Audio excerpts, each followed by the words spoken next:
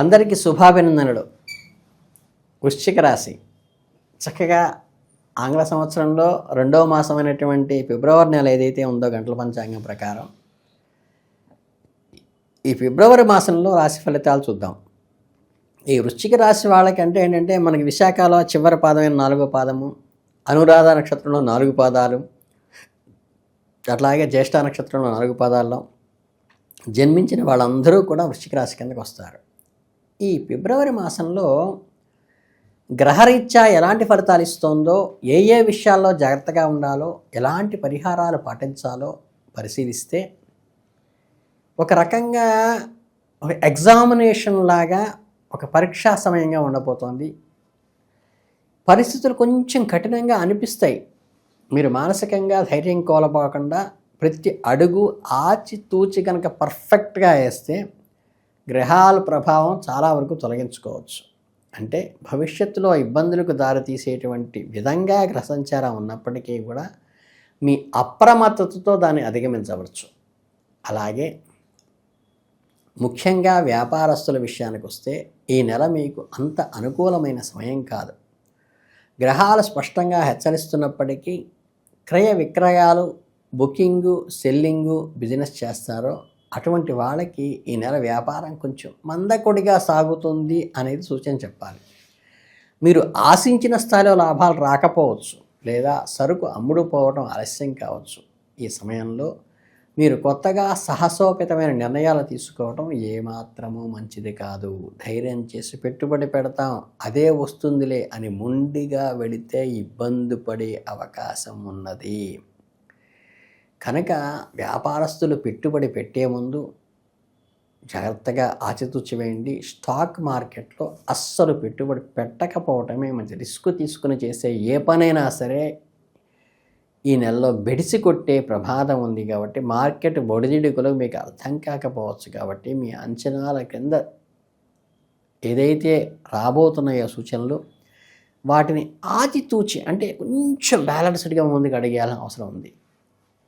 అలాగే దూర ప్రయాణాలు పడే అవకాశం ఉంది. అనవసరమైన టూర్లు, విహారయాత్రలు చేసుకుంటారు. దానివల్ల టైం వృధా అవుతుంది, శ్రమ వృధా అవుతుంది.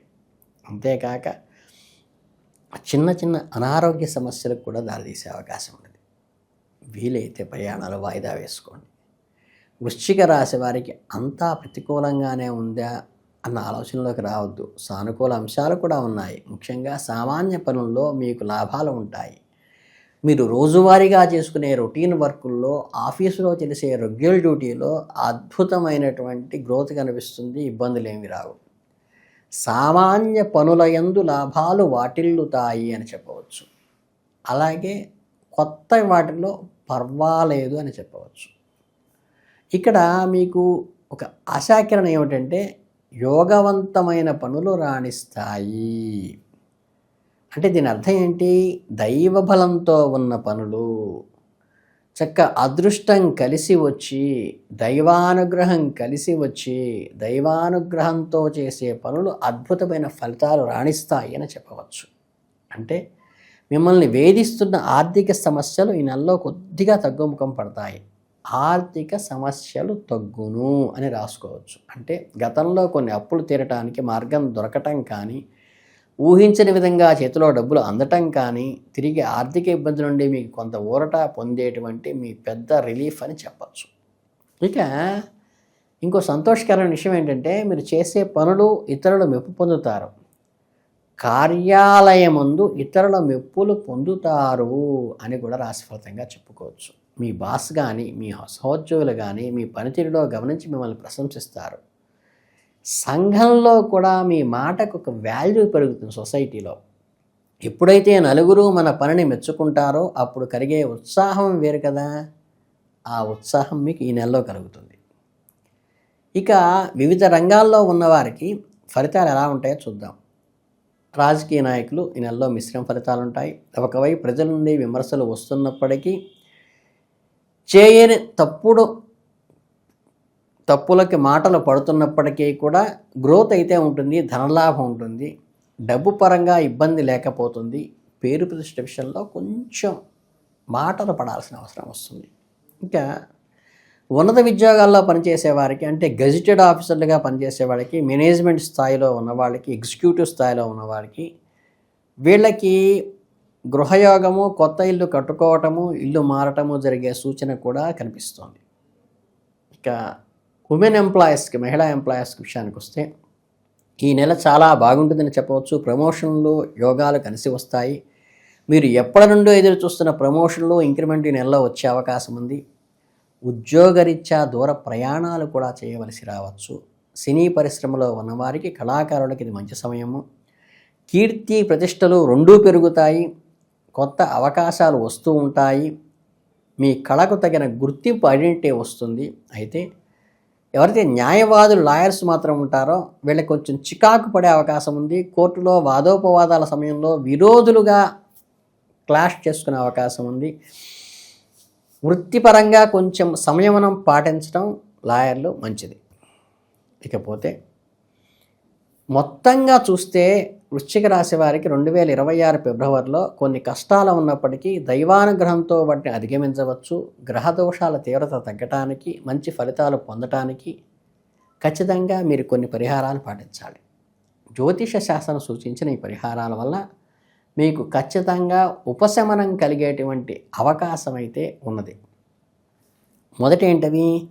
వ్యాపారంలో నష్టాలు తగ్గటానికి బుద్ధి కుశలతతో బుధవారం నాడు బుధగ్రహ పూజ చేయించుకోవటం వల్ల, ఈరోజు పెసలు దానం చేయటం వల్ల, అలాగే పెసలు నివేదనగా ఇవ్వటం వల్ల, సాధకులకు పెద్దవారికి అన్నదానం చేయటం వల్ల వ్యాపారంలో అడ్డంకులు తొలగిపోతాయి.